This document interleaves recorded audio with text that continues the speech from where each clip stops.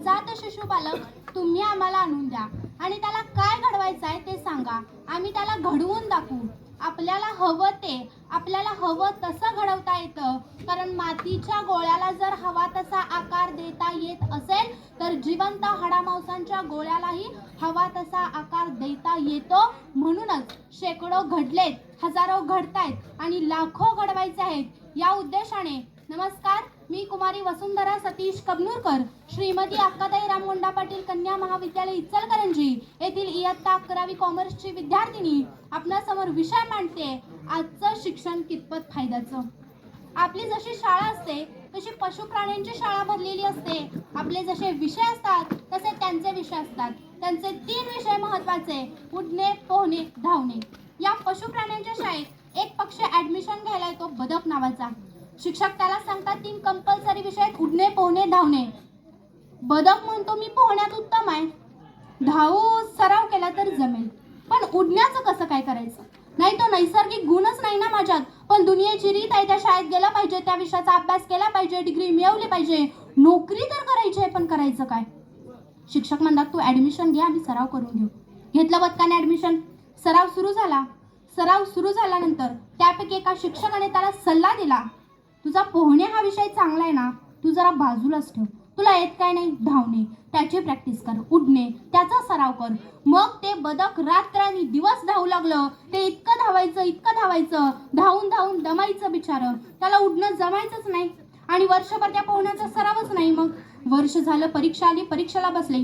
आता वर्षभर पोहण्याचा सरावच नाही. शेवटी त्यात शिक्षकाने त्याला वर चढवला आणि धावण्यात कसाबसा काटावर पास झाला. पण उडणे नापास, फेल. असे कितीतरी बदके तयार करतो आम्ही, असे कितीतरी असतील. तुमच्यात जे आहे ते तुम्ही खरंच करता का?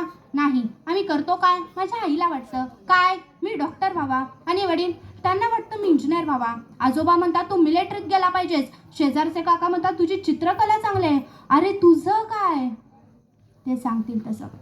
खरं तर जपानला पोरगं जन्माला आल्यावर 3ऱ्या-4थ्या वर्षी त्याची नैसर्गिक कलाची टेस्ट केली जाते आणि त्याला त्या क्षेत्रात घातलं जातं. तू स्पोर्ट्समध्ये उत्तम आहेस ना, तू तेवढंच कर, तेवढंच म्हणून जपानला ऑलिम्पिकला 100 सुवर्णपदके आहेत आणि 100 कोटी लोकसंख्या असणारा माझा देश एका सुवर्णपदकावर समाधान मानतो. ही अडचण आहे.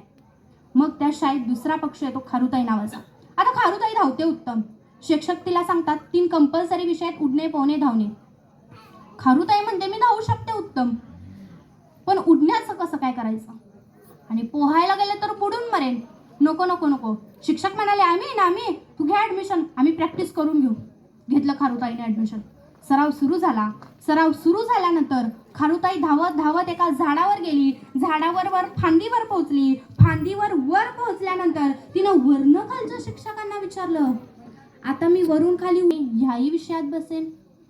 शिक्षक म्हणाले नाही, हे तर अभ्यासक्रमाच्या बाहेरच आहे.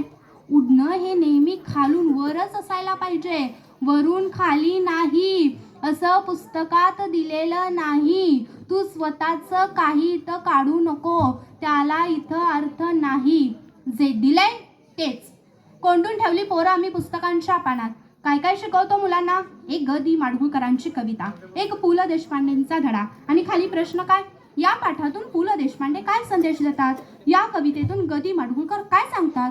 म्हणजे आम्ही काय सांगायचं? पु ल देशपांडे काय सांगतात. आम्ही काय सांगायचं? ग दी माडगूळकर काय सांगतात. तुला काय वाटतंय? अभ्यासक्रमाच्या बाहेरचं आहे. खरं तर सचिन तेंडुलकरला 4थीत काळाला आपण उत्तम फलंदाजी करू शकतो. जागतिक कीर्तीचा फलंदाज झाला. सचिन तेंडुलकर 12वीला इंग्रजीत नापास आहे आणि इंग्रजीच्या 12वीच्या पुस्तकात सचिन तेंडुलकरवर धडा आहे. जेवढ्या लवकर सुरुवात कराल तेवढ्या लवकर यशाच्या शिखरावर पोहोचाल. खरं तर तेंडुलकर त्याला म्हणता येतं ज्याच्यात आपलं सामर्थ्य काय हे ज्याला समजतं. शिवराय त्याला म्हणता येतं ज्याच्यात आपलं धैर्य काय हे त्याला समजतं. तुमचं सामर्थ्य काय, तुमची क्षमता काय, तुमचा गुण काय हे पहिल्यांदा कळू द्या. बदक आणि खारुताई नका हो. जे आहे ते दाबून ठेवायचं आणि जे नाही ते करायला बाहेर पडायचं. माझी तरुणाई वाया गेली ह्याच्यात, हीच मोठी शोकांतिका आहे.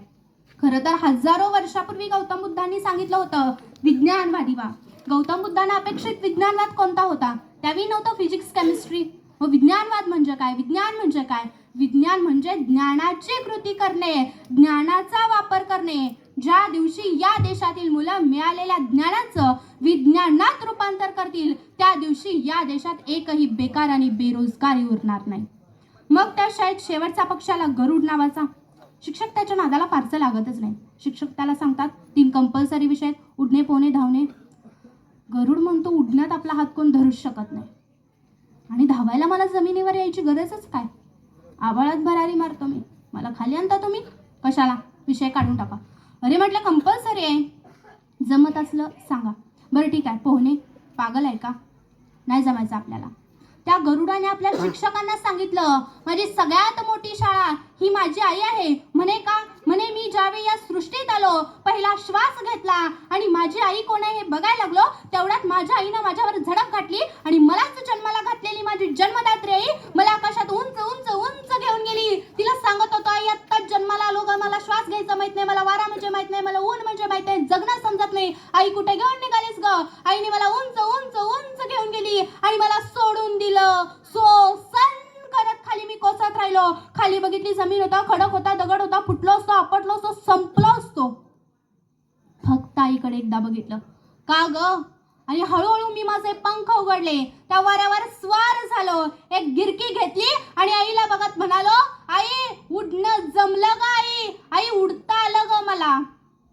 सगळ्यात महत्वाची गोष्ट, तरुणाईला हात धरून शिकवू नका, मोकळं सोडून शिकू द्या, जीवनाचे अनुभव घेऊ द्या.